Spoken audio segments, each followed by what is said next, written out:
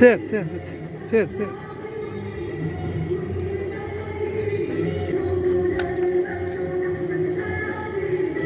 سير.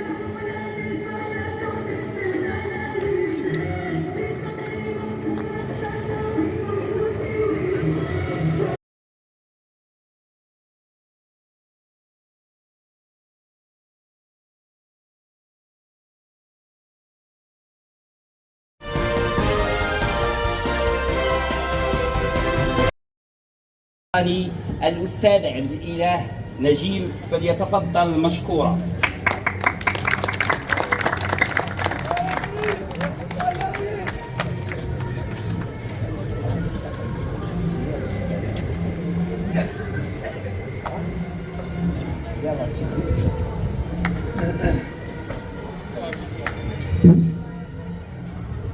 بسم الله الرحمن الرحيم.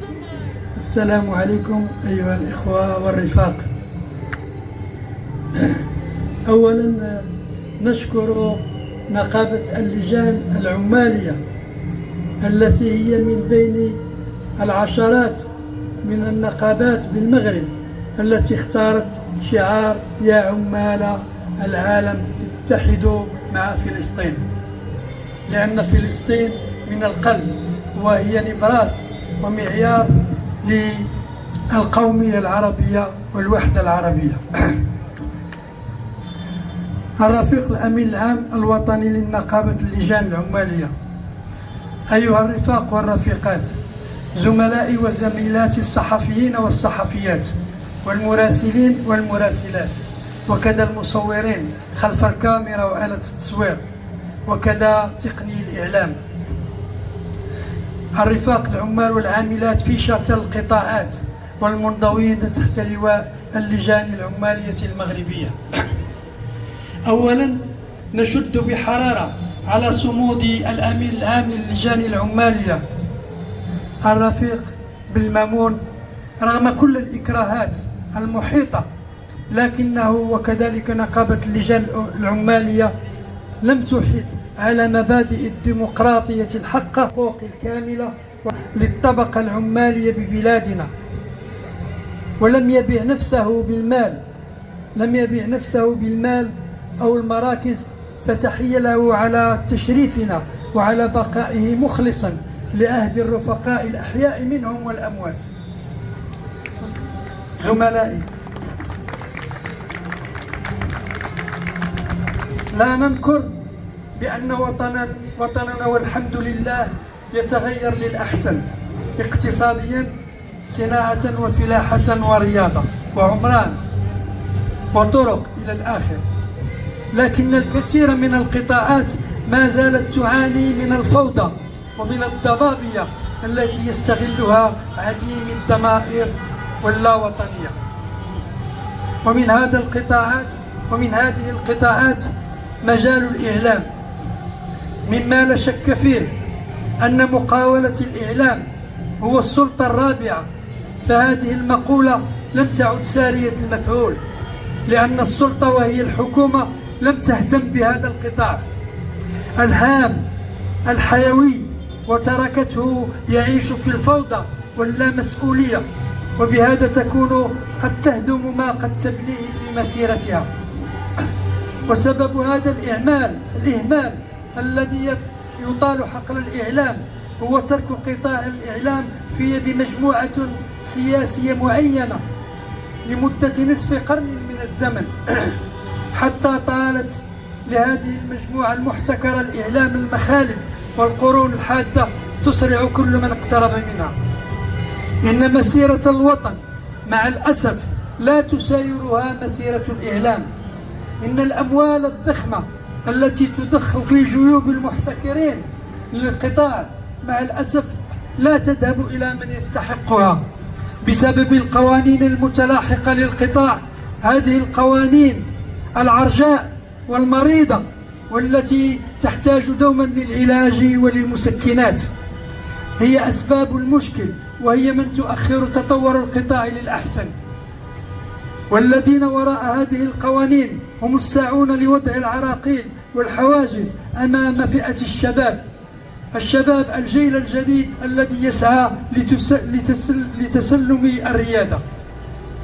أيها الإخوة الرفاق، هذه الريادة والتي يستحقها عن جدارة، لأننا نعيش سنة 2024 ونتطلع لسنة 2030، ولا نعيش فترة الستينيات والسبعينيات والثمانينيات. استيقظوا أيها السادة، استيقظوا أيها السادة، ليس من سباتكم، ولكن استيقظوا من وقاحتكم ولا وطنيتكم. وكفى من سلب أموال الشعب باسم الصحافة والدفاع عن الوطن، لأن من يدافعون عن الوطن بأقلامهم النزيهة هم المحاربون الآن في هذا الزمن الرديء بسببهم. أيها الزملاء المراسلون والصحفيون والمصورون، إن نقابتنا الفتية للصحافة والإعلام الحديث هي نقابتكم تحت لواء اللجان العمالية، هي بناية ستكون شاهقة للشباب والجيل الجديد.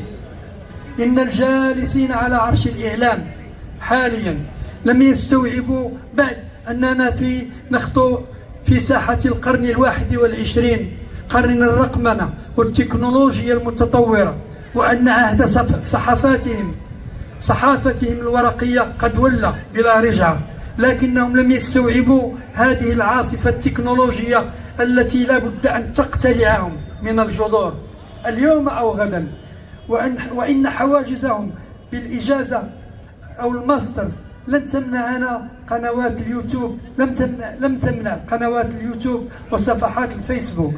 لهذا سمينا نقابتنا بالإعلام الحديث الذي لا بد أن توضع له قوانين حديثة، قوانين حديثة ومتطورة لكي تكسب شباب المغرب الحديث الذي أصبح بيده سلاح للإعلام.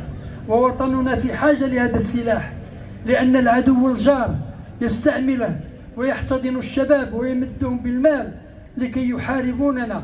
ومع الأسف نحن نحارب من طرف شيوخ إعلام السبعينيات والثمانينيات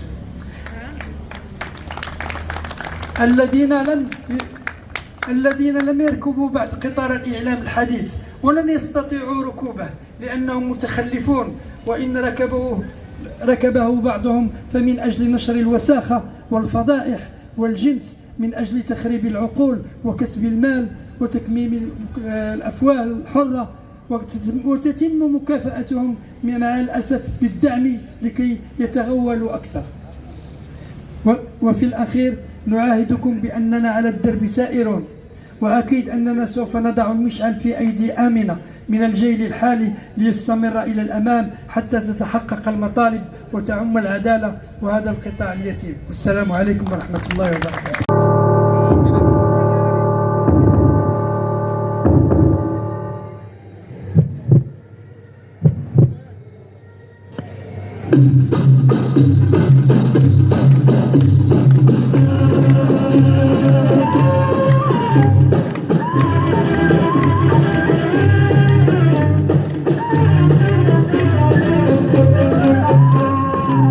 جماهير الأرض المحتلة، يا جماهير الأرض المحتلة، يا جماهير الأرض المحتلة، أكيدي من زرك